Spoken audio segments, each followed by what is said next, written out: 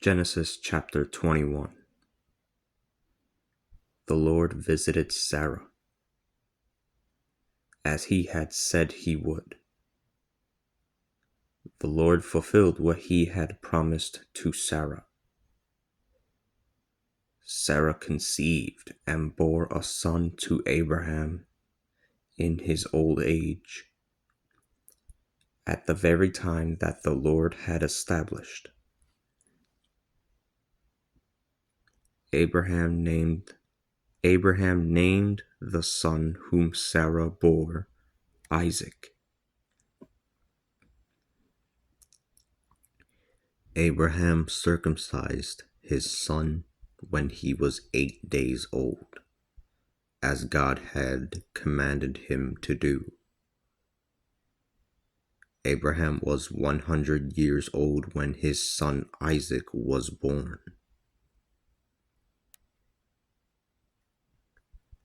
Sarah said, "God has given me a reason to laugh out loud. All will smile because of me." She then said, Who would have ever said to Abraham, Sarah will nurse sons? Yet I have borne him a son in his old age.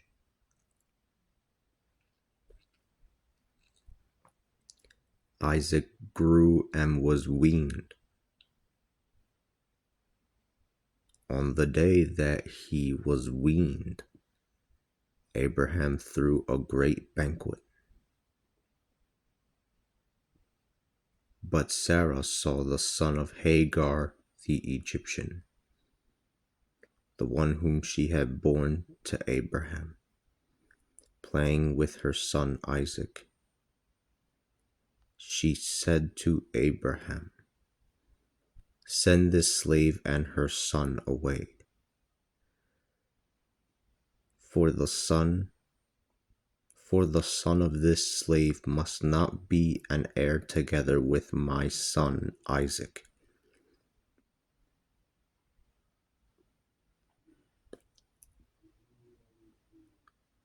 This greatly distressed Abraham, for he was concerned for his son. But God said to Abraham, "Do not let this matter with your son and the slave woman distress you. Listen to what Sarah tells you. Listen to her voice, for it is through Isaac that descendants will bear your name. But I will also make the son of the slave woman become a great nation, for he is your son."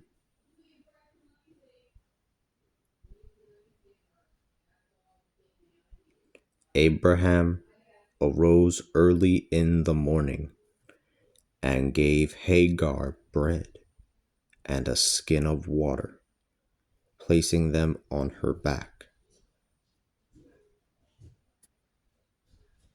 He entrusted the child to her and sent her away.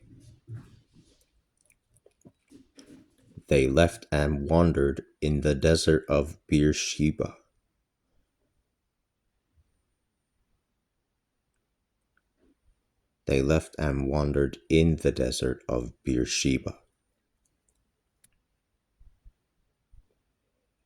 When they used up all the water in the skin, she placed the child under a bush and went and sat down opposite him, about the distance of a bow shot.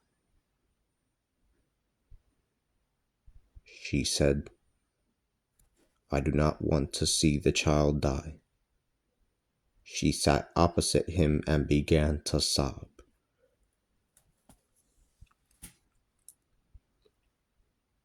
But God heard the voice of the child, and the angel of God called upon Hagar from the heavens and said, "What is the matter, Hagar?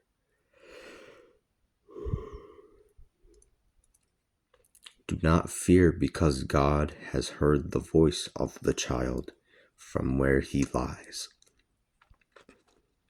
Get up, take the child, and hold him by the hand, because I will make a great nation of him." God opened her eyes, and she was able to see a spring of water. She went over to it and filled the skin and gave the child some water to drink. God was with the child, and he grew and lived in the desert and became an archer. He lived in the desert of Paran, and his mother found him a wife in the land of Egypt.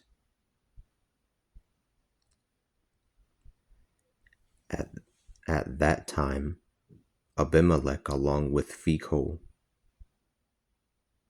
the commander of his army, came and said to Abraham, "God is with you in everything that you do. Therefore, swear by God that you will not act deceitfully with me or with my sons or my descendants. As I have been friendly to you, so too you will be friendly with me and with the land in which you have dwelt as a guest." Abraham answered, "I swear it." But Abraham complained to Abimelech about a well that the servants of Abimelech had seized. Abimelech said, "I do not know." Abimelech said, "I do not know who did this thing. You never told me about this, and I did not hear about it until today.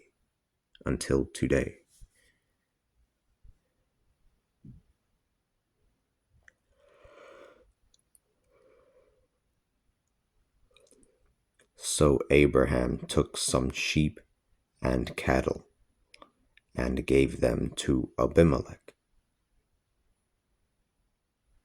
and the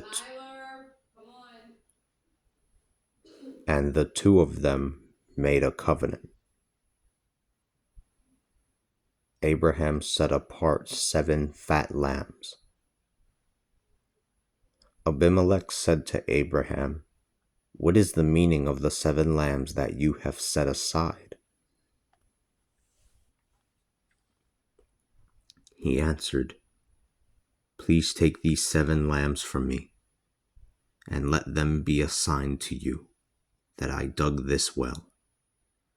Because of this,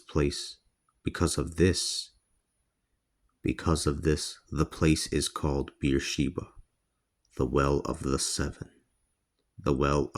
seven. For they both swore an oath there. After the covenant had been concluded at Beersheba, Abimelech and Phicol, the commander of his army, left and returned to the land of the Philistines. Abraham planted a tamarisk at Beersheba, and there he called upon the name of the Lord, the eternal God. Abraham dwelt in the land of the Philistines for many years.